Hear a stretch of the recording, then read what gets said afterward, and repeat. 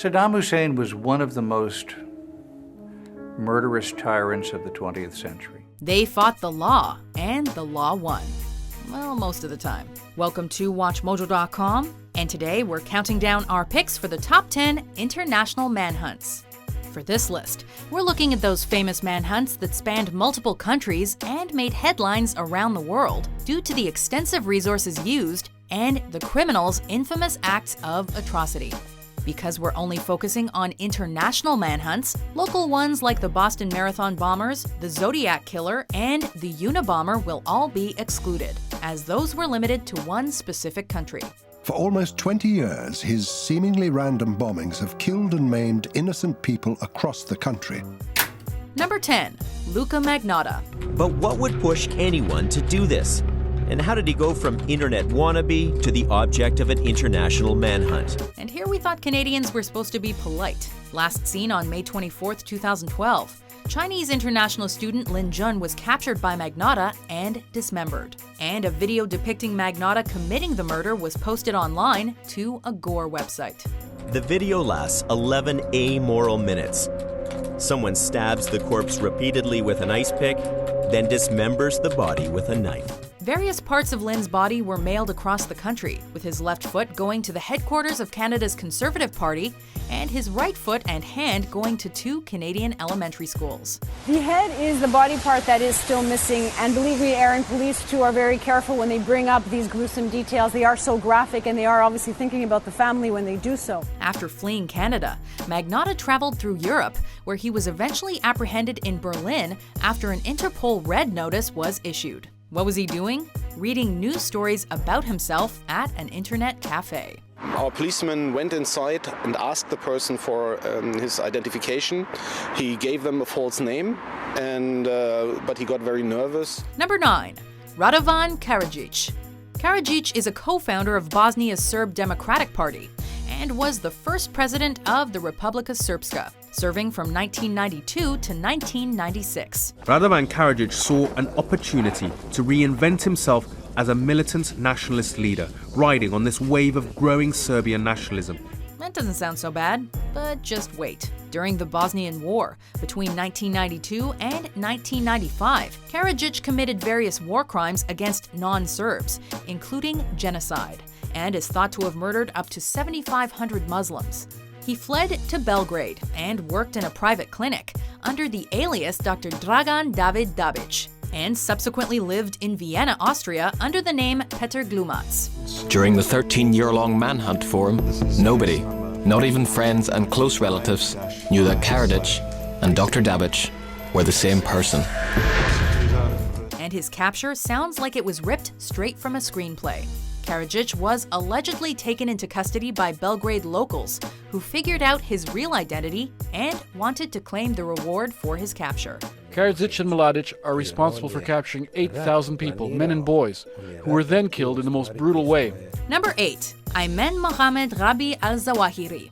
ولكن كان يحزن يعني في نفسه حزنا شديدا إذا أحس أن إخوانه على درب الجهاد قد ظلموا أو لم يأخذوا حقهم. He's an Egyptian-born Muslim, the current leader of the global militant organization al-Qaeda, and he's still at large to this day. Zawahiri, the man is an aristocrat. He comes from a major Egyptian Saudi family, and he thinks that, you know, he is a visionary. Ayman Mohammed Rabi al-Zawahiri is responsible for a host of atrocities, including a car bombing on the Egyptian embassy in Pakistan. He was listed under indictment by the United States government for his role in the infamous 1998 U.S. embassy bombings.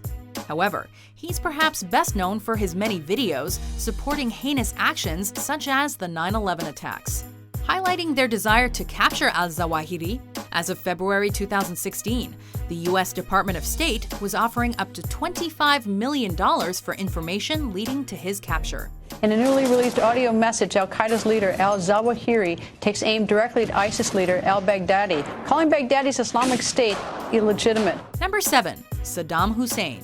That fear that he evoked from these people, he enjoyed. Saddam Hussein served as the 5th president of Iraq, reigning from July 1979 to April 2003.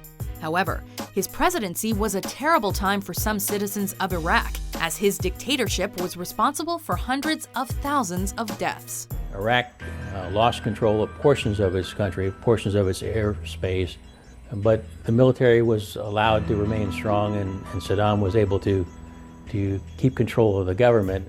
In January 2002, American President George W. Bush announced that he would collapse the Iraqi government due to its alleged possession of weapons of mass destruction. After the 2003 American invasion of Iraq, Hussein lost his control over the government and went into hiding. And this is it. This is the last thing that Saddam saw as a free man. He was eventually captured in December 2003 by American forces at a farm near Tikrit after 9 months of topping the most wanted Iraqis list. He was hanged on December 20th, 2006. This is Judgment Day for Saddam Hussein. The verdict is in, guilty as charged. Number 6, Adolf Eichmann. This city, this country, the entire world is under a state of heightened anticipation.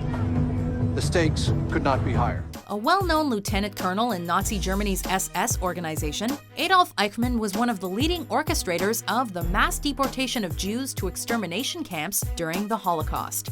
4 days later, Eichmann was sent to Vienna to rid Austria of its Jewish population. After being captured by Americans, Eichmann escaped custody and briefly hid in Germany before fleeing to Argentina, becoming department head at Mercedes-Benz. His capture was the result of an emigrated half-Jew whose daughter began dating Eichmann's son, Klaus, in 1956. Klaus frequently bragged about his father's Nazi past, and after Mossad authorities were alerted, Eichmann was captured 4 years after the investigation began. I want to know about your friends who helped you escape from Europe, who supplied you with false papers. How did you get into Argentina? That was a long time ago, sir. Number 5, Edward Snowden. If I end up in chains in Guantanamo, I can live with that. Hero, whistleblower, dissident, patriot, and traitor. All of these labels have been applied to Edward Snowden, a former CIA employee. He's the man responsible for copying classified information from the NSA and publicly releasing it in 2013. If I get arrested, I get arrested.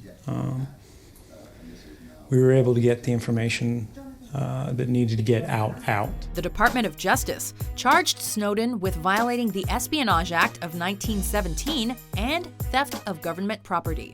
In May of 2013, Snowden fled from Hawaii to Hong Kong, courtesy of WikiLeaks founder Julian Assange, to protect Snowden from the imminent backlash.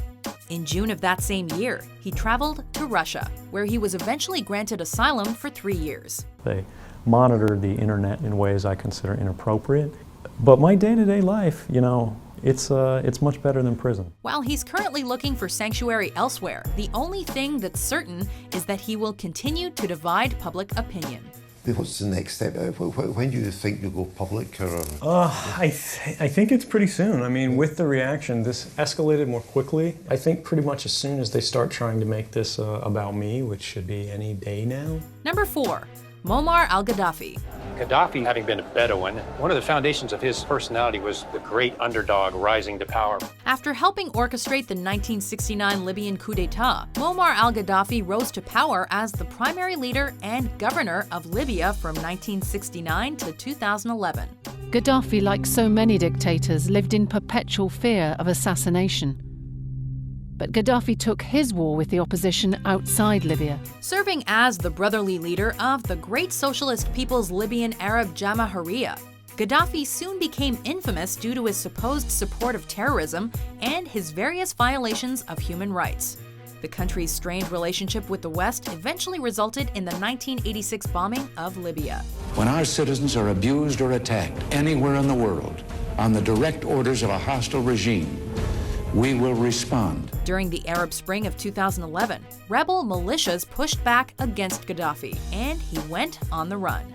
NATO bombers eventually attacked his convoy, and Gaddafi was taken prisoner and subsequently beaten and killed. It's still unclear if they hit Gaddafi's car, but when rebels pour in, they tell the BBC's Gabriel Gatehouse he was hiding in this drainage pipe. Number 3, El Chapo Guzman. Born Joaquin Guzman, this drug lord is arguably the most influential and powerful drug kingpin of all time. To many in Sinaloa, El Chapo is not just a drug trafficker. He's a hero, They see him as a modern-day Robin Hood. The DEA has noted that his reach has exceeded that of Pablo Escobar, and the Chicago Crime Commission named him Public Enemy #1, a distinction not given out since Al Capone in 1930. He's completely daring. He's nuts. He clones Border Patrol cars. After being captured in 1993, El Chapo escaped from prison in 2001 by bribing security guards. Wanted by the American and Mexican governments, he was arrested by Mexican authorities in 2014. It was a stunning sight. The most powerful drug lord in the world in handcuffs after more than a decade as a wanted man. He escaped prison again in 2015 via a secret tunnel system, before being recaptured in January of 2016 by the Mexican Navy.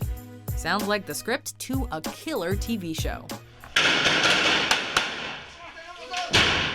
Number 2, Pablo Escobar.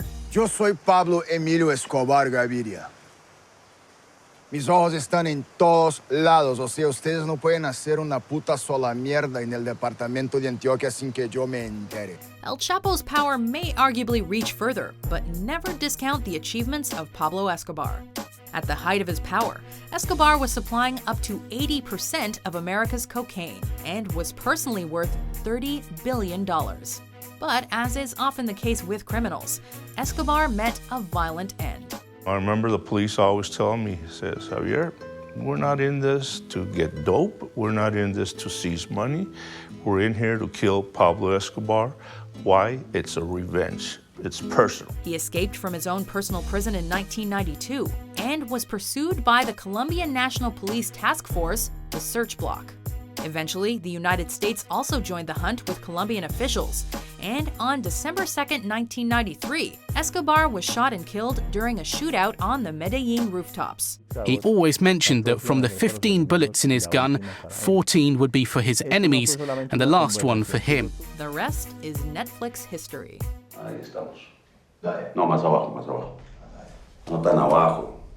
Before we hunt down our top pick, here are some honorable mentions.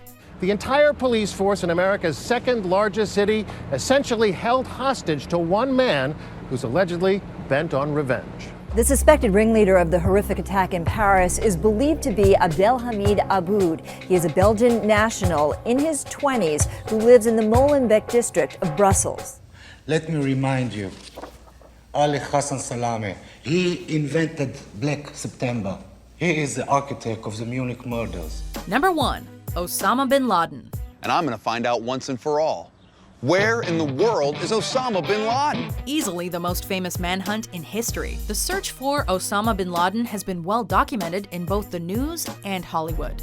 Bin Laden was taking the global war to America.